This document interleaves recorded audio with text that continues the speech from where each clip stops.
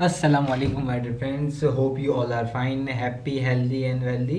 तो उम्मीद करता हूँ आप सब खैरियत से होंगे। ठीक है, देन आज हम अपना इन्वेंटरी वैल्यूएशन पीरियोडिक का फीफो और एफ को, ठीक है, हम इसका एक और क्वेश्चंस करेंगे। देन उसके बाद आपको कॉन्सेप्ट क्लियर हो जाए। जैसे कि पहले वाला जो मैंने क्वेश्चन कराया था उसमें मैंने आपको क्या दिखाया था, क्वेश्चन नंबर 2 करा था हमने, ठीक है। तो उसमें उसने हमें बताया था कि भाई कि ड्यूरिंग द मंथ हमने कितना सोल्ड करा है, 450 यूनिट, कितना रेट पे, 85,500, ठीक है। अच्छा, एक चीज़ ध्यान में रखिएगा कि जो आपकी ये सेल्स का जो अमाउंट है ना, ये सेल्स का जो अमाउंट है, ठीक है, इसको आप जब आप पीरियोडिक इन्वेंटरी सिस्टम बना रहे हो या परपेचुअल इन्वेंटरी सिस्टम बना रहे हो, इसको जब हम अपनी इन्वेंटरी रिकॉर्ड कर रहे होंगे ना कि कब हमने परचेज करा, कब सेल्स करा, इसको हम इग्नोर करेंगे, ठीक है। इसको कब कंसिडर करेंगे हम, जब हम अपना जीपी निकालेंगे, ठीक है। अदरवाइज इसको हम कंसिडर नहीं करेंगे, ठीक है। कंसिडर इसको हमने कहाँ करना है, कहाँ नहीं, ये मैं आपको इंशाल्लाह वीडियो के लास्ट में बता दूंगा। अभी सिर्फ इतना याद रखना है आपने कि ये जो आपका यूनिट्स बताए ना इसने कि भाई 450 यूनिट्स आपके सोल्ड हुए जिसका रेट ये है, ठीक है। लेकिन जब हमने क्वेश्चन सॉल्व किया था तो आपको पता होगा कि हमारा 85,500 ना फीफो से आया था ना एफको से आया था, ठीक है। लेकिन जब हमने जीपी निकाला था, जीपी निकालना था हमने जब हमने सेल्स में इसको अमाउंट लिया था, ठीक है।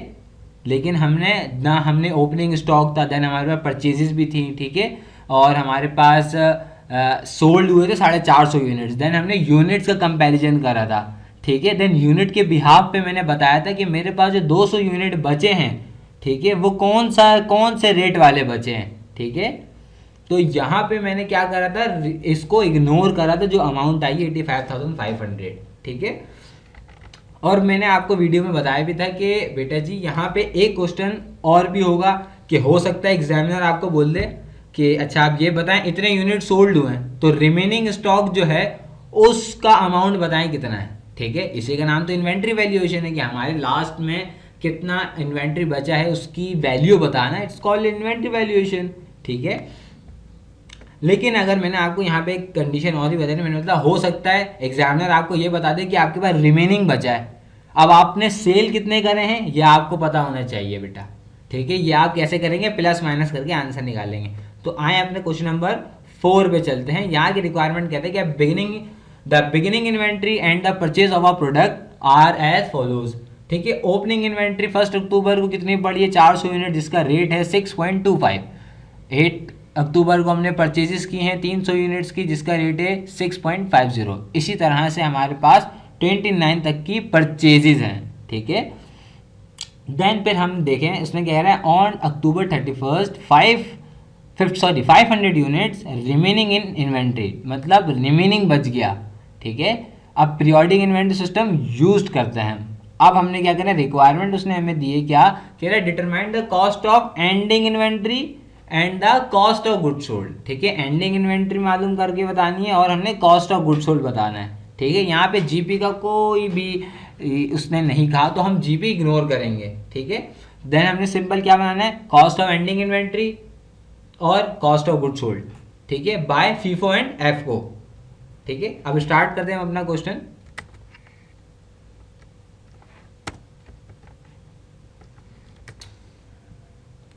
ठीक है, तो कंपनी का कोई भी नाम वाम नहीं है, ठीक है। तो इसको अगर आप इग्नोर कर रहे हैं तो कोई इतना बड़ा इशू है नहीं, ठीक है।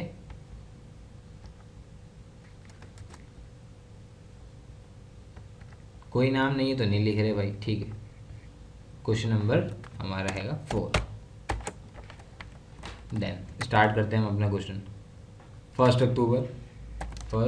अक्टूबर कितनी इन्वेंट्री पड़ी है, ओपनिंग इन्वेंट्री, ओपनिंग इन्वेंट्री कह लें, ओपनिंग स्टॉक कह लें, ठीक है। क्या कितने यूनिट्स बचे, 400 यूनिट्स बचे हैं, सही है। अब 400 यूनिट्स बचे हैं हमारे पास, जिसका रेट क्या है 6.25, ये रहा। हमने बोला ठीक है 6.25। अब हमने क्या करना है, अमाउंट निकालना है। कैसे निकालेंगे, 400 multiply by 6.25 is equal to 2500। ये मेरी ओपनिंग स्टॉक का अमाउंट आ गया। देन 8 अक्टूबर परचेजेस किए हैं,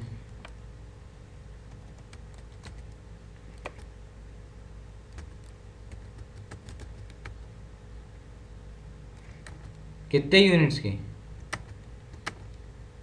300 यूनिट्स की। रेट क्या है? 6.50।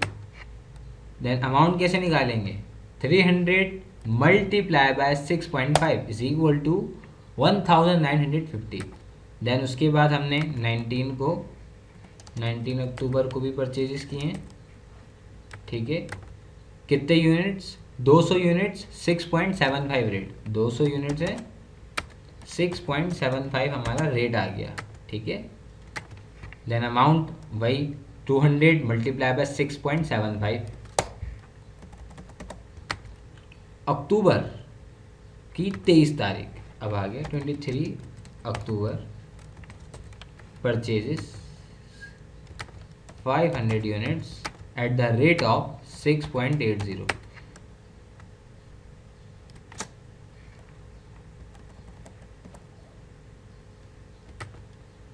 देन हमारे पास 29 अक्टूबर परचेजेज हुई हैं, कितने यूनिट्स की हुई हैं? 600 यूनिट्स की हुई हैं। इसका रेट क्या है? 7.00 के लें या 7 के लें, आंसर हमारे पास आ गया। देन अब हमने क्या करना है? टोटल करना है अमाउंट का और यूनिट्स का, सही। अब मेरे पास total available for sales units कितने हैं? 2000, सही है। अब हमें जो हमारे यूनिट सोल्ड हुए हैं मुझे नहीं पता, लेकिन मुझे एक चीज़ पता है। क्या पता है? उसने मुझे कहा है कि अक्टूबर की 31 तारीख को आपके पास 500 यूनिट जो हैं वो रिमेनिंग बच गए हैं, ठीक है।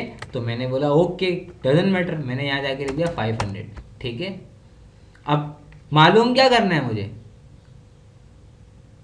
जो मेरा यूनिट सोल्ड हुए हैं, तो मैंने क्या करना है? इस 2000 में से लेस कर देना 500, तो मेरे पास आंसर क्या आ गया?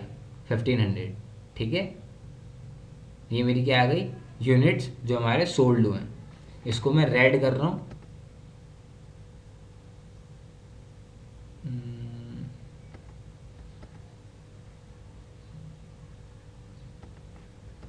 ठीक है, हाईलाइट कर दिया इसको मैंने अलग से।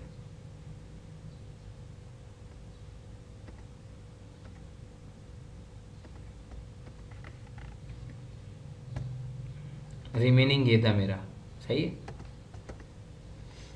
देन अब हमें पता चल गया कितने यूनिट्स बच गए हमारे? 500 यूनिट बच गए। अब फीफो मेथड का तो हमें पता है कि फर्स्ट इन फर्स्ट आउट, जो पहले आया है, जो पहले का माल रखा है वो पहले बिकेगा, अग्री। देन स्टार्ट करते हैं। कितने यूनिट्स की सोल्ड हुई है? 1500 यूनिट्स। टोटल यहाँ पे है 2000, मतलब हमने इसमें से 1500 निकालने। 1500 कैसे निकालेंगे भाई? पहले हम 400 को लेस करेंगे, देन 300, देन 200, देन 500, देन 600 में से 100 लेस करेंगे, सही। तो स्टार्ट करते हैं हम अपने यहाँ पे रफ वर्क। डेट मेरे पास यही डेट आएगी,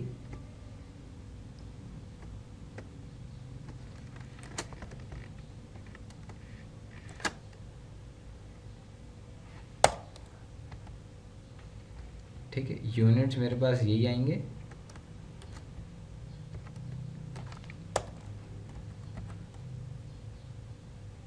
देना मुझे रेट मालूम करना है। मैं कहा ठीक है, अभी कर लेते हैं, कोई इतना बड़ा इशू नहीं है, हम कर चुके हैं पहले भी। अब कितने यूनिट्स की सोल्ड हुई है? 1500 यूनिट्स की, ठीक है। 1500 unit, first in first out, 1 अक्टूबर वाली सेल हो गई होगी, ठीक है। इसका रेट कितना है? 6.25, सही है। देन उसके बाद हमने कितने की परचेजेस की थी? 8 को 300 यूनिट्स की, जिसका रेट क्या है? 6.5। ये भी सोल्ड आउट हो गई। क्यों? क्योंकि 1500 यूनिट सोल्ड हुए, तो 1500 में से 400 लेस करा, देन 300 भी लेस करा। अब नेक्स्ट पे आए। नेक्स्ट पे क्या? 19 अक्टूबर, रेट कितना है इसका? ये रहा 6.75, 6.75, ठीक है।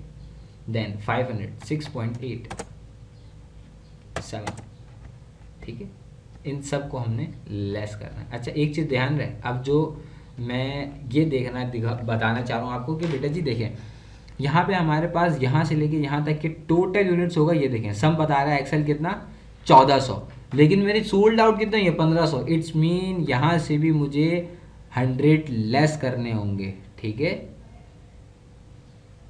तो यहाँ पे मैं 100 लिख रहा हूँ और उसको भी मैं रेड कर रहा हूँ, और जो रिमेनिंग बचा है 500 यूनिट्स, ठीक है। उसका रेट कितना है 700 ही है, सॉरी उसका रेट जो है वो 7 ही है, सही।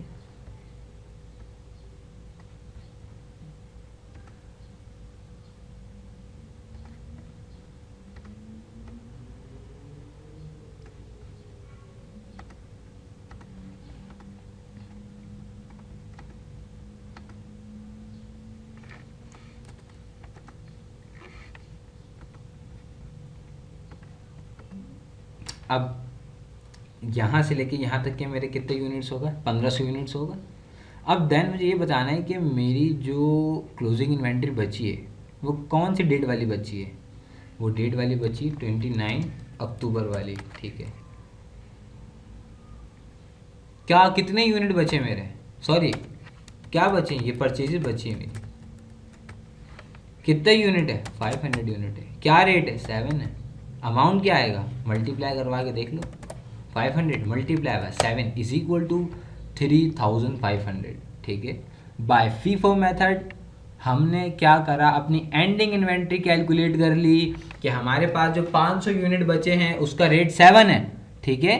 और उस जो 500 यूनिट बचे हैं उसका अमाउंट बताया है हमने, कितना आया है 3500। इसी का तो नाम इन्वेंट्री वैल्यूएशन है। इतना इजी चैप्टर है, यकीन माने। इसको आप प्रैक्टिस करें मेरे साथ साथ, जो मैंने क्वेश्चन पेपर्स दिए हुए हैं लिंक को आप कॉपी करें, जाके गूगल पे पेस्ट करें और जाके आप डायरेक्ट क्या नाम है जो मैंने नोट्स बनाए हुए हैं वहां से क्वेश्चन आप सॉल्व करें, ठीक है। देन आप आ जाएं बाय एफको मेथड। एफको मेथड इजी है, क्या मैंने आपको कहा था, बस आपने कुछ नहीं करना, फॉर्मूला याद करना है। अब रेट का फॉर्मूला क्या है, टोटल कॉस्ट ऑफ यूनिट्स कितनी है 13400 डिवाइडेड बाय कितने यूनिट्स हैं 2000, ठीक है। रेट कितना आया 6.7 रेट आया। हमने बोला ठीक है कोई बात नहीं, क्लोजिंग इन्वेंट्री निकालनी है बाय एफको मेथड, ठीक है। एफको मेथड कितना रेट आया रेट आया है 6.7 मल्टीप्लाई बाय कितने यूनिट्स बच गए थे रिमेनिंग 500। देन मेरे पास यहां पे कितना अमाउंट आया, मेरे पास अमाउंट आया यहाँ पे 3350 बाय एफको मेथड, 3350 बाय फीफो मेथड 3500, ठीक है। यहां पे हमारी एक रिक्वायरमेंट हो गई। एफको मेथड में क्या है, उसने बोला भाई हमारी एफको मेथड के लिहाज से क्लोजिंग इन्वेंट्री के जो यूनिट्स बचे हैं 500 उसका अमाउंट कितना है 3350। हमने बोला ठीक है ये हमारी इन्वेंट्री वैल्यूएशन हो गया। रिक्वायरमेंट में उसने दो चीज़ें कहा थी, एक उसने कहा था कि जो क्लोजिंग इन्वेंट्री है उसका बताओ और कॉस्ट ऑफ गुड्स सोल्ड। हमने बोला ठीक है कॉस्ट ऑफ गुड्स सोल्ड ही बताते हैं। और यहाँ पे आपको ये फीफो भी क्लियर हो गया और यहाँ पे ये एफ को भी क्लियर हो गया, ठीक है। देन अब हम आते हैं अपने कॉस्ट ऑफ गुड्स सोल्ड पे, ठीक है। यहाँ पे जीपी नहीं है तो मैंने जीपी को हटा दिया by FIFO method. Opening stock कितना है, अमाउंट लिखना है यहाँ पे, ठीक है। ओपनिंग स्टॉक है यहाँ पे मेरा 400 यूनिट्स का यूनिट है, सॉरी अमाउंट लिखना है ना, माई मिस्टेक, सॉरी। अमाउंट है 2500। यहाँ भी परचेजेस कितने की किए हैं, मैंने बोला अभी बता देते हैं भाई परचेजेस कितने की किए हैं। ये तो ओपनिंग पड़ा हुआ था, इसको छोड़ दो। देन यहाँ से कैलकुलेट करो 300 plus 200 plus 500 plus 600 is equals to 1600। ये 1600 यूनिट्स का था, ठीक है। देन अब हमने बोला ठीक है यूनिट्स का तो पता चल गया, लेकिन हमने क्या चाहिए, अमाउंट चाहिए। यहाँ पे यूनिट्स हमने इग्नोर करना है, तो यहाँ पे हम अमाउंट लेंगे 1950, 1350, 3400, 4200, जिसका सम होता है 10900। ये देखें, ये रहा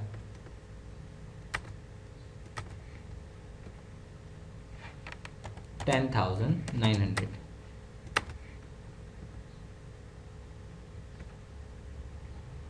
यहाँ पे भी इतनी ही परचेजेज आई हैं, हमने बोला ठीक है। Goods available for sale same आएगा, ठीक है। Closing stock by FIFO method अलग आया है, बाय एफको मेथड अलग आया है, ठीक है, जिसकी वजह से दोनों का इन्वेंट्री वैल्यूएशन की जो अमाउंट आती है वो अलग आती है। जो रिमेनिंग स्टॉक बचता है उस दोनों का अमाउंट अलग अलग आता है, बाय फीफो एंड बाय एफको, ठीक है। Closing stock by FIFO method, FIFO में कितना बचा है अमाउंट 3500, ठीक है, 3500 लेस कर दो 3500।